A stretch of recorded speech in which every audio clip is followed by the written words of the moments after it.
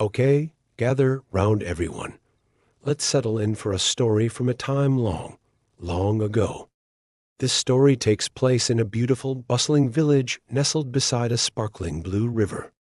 Imagine a village called Riverbend. It had charming little houses with colorful doors, cobblestone streets where horses pulled carts filled with bread and flowers, and a busy marketplace right in the center square. The air smelled like fresh bread from the bakery and sweet flowers from the gardens. In this village lived a young man named Thomas. Thomas wasn't a knight or a prince. He was a clockmaker.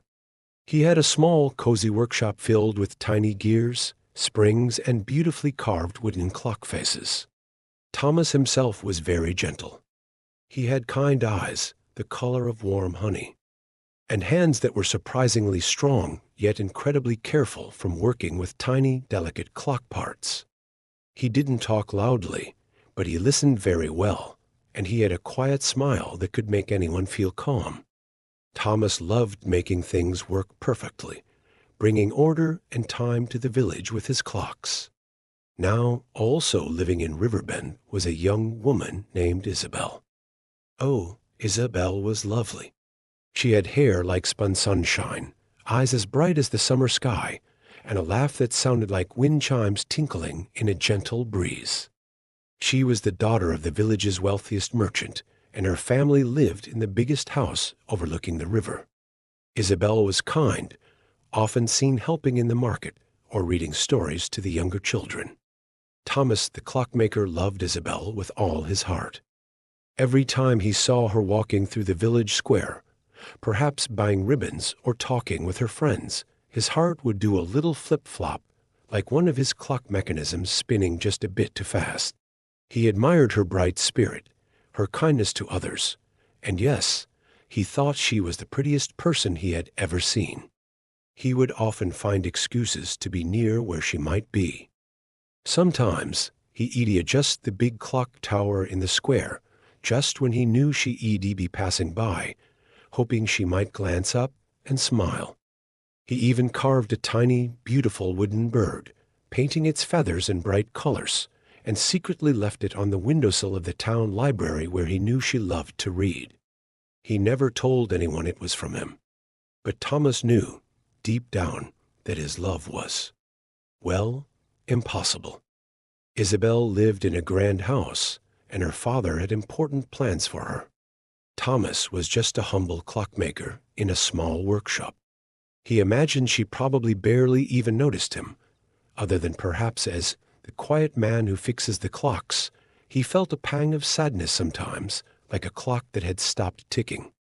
How could someone like him ever hope to be special to someone like Isabelle?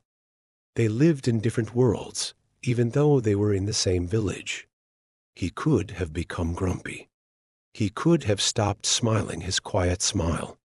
He could have hidden away in his workshop, feeling sorry for himself. But Thomas was, remember, a gentle and kind soul. And the love he felt for Isabelle, even though it seemed hopeless, didn't make him bitter. Instead, it did something surprising. He thought about why he admired Isabelle so much. It wasn't just her prettiness. It was her kindness, her bright spirit, the way she made people happy. And Thomas thought, if I cannot tell Isabelle how I feel, maybe I can try to be more like the things I admire in her. Maybe I can spread some kindness too. So Thomas started using his skills in new ways. He noticed the old woman down the lane whose own mantel clock hadn't worked in years. He spent his evenings carefully repairing it, cleaning the gears and polishing the wood, until it chimed beautifully again. He didn't ask for any payment.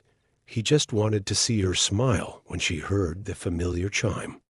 He saw the children playing in the square, sometimes looking a bit bored. So, in his spare time, he started carving small, simple wooden toys, spinning tops, little animals, tiny carts. He'd leave them on the benches in the square early in the morning, watching from his window as the children discovered them with wide eyes and shouts of joy. He fixed the squeaky hinge on the bakery door without being asked. He helped the librarian organize heavy books on the top shelves. He used his gentle nature and his clever hands not just for clocks, but to bring little bits of order, beauty, and happiness wherever he could in Riverbend. He still saw Isabelle, and his heart still did its little flip-flop. But now, he wasn't just thinking about his own impossible love. He was busy making the village a slightly better, slightly happier place, inspired by the very kindness he admired in her. And you know what? People noticed. They noticed Thomas's quiet acts of generosity. They saw the joy he brought with his little surprises. Isabelle noticed too. She saw the children playing with the wooden toys and heard the old woman talk about her mended clock. She saw Thomas helping others, always with that gentle smile. One day, Isabelle stopped by Thomas's workshop. "Thomas," she said, her blue eyes sparkling, "I've seen the wonderful things you've been doing around the village. Those little toys for the children? The clock for Mrs. Gable. That is incredibly kind of you. You make Riverbend a happier place." Thomas blushed a little, but he smiled back. "Thank you, Isabelle. I just like to help things run smoothly, and maybe bring a little joy." They didn't fall in love in the way Thomas had once dreamed. Isabelle eventually married a kind merchant from the next town, as her father had hoped. And Thomas felt a little sad about that, of course. But he also felt something else, proud. He had become known in Riverbend, not just as the clockmaker, but as one of the kindest, most helpful people in the village. He had many friends, the children adored him, and he found deep satisfaction in using his talents to bring happiness to others. His workshop was often filled with neighbors chatting and thanking him. The moral of the story. And so, the moral of our story is this: sometimes, love might feel impossible, or things might not turn out exactly the way you dreamed they would.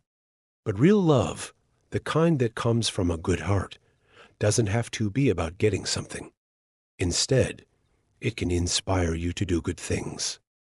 The best way to show the goodness in your heart is not by wishing for something you can't have, but by sharing your kindness, your talents, and your smiles with everyone around you.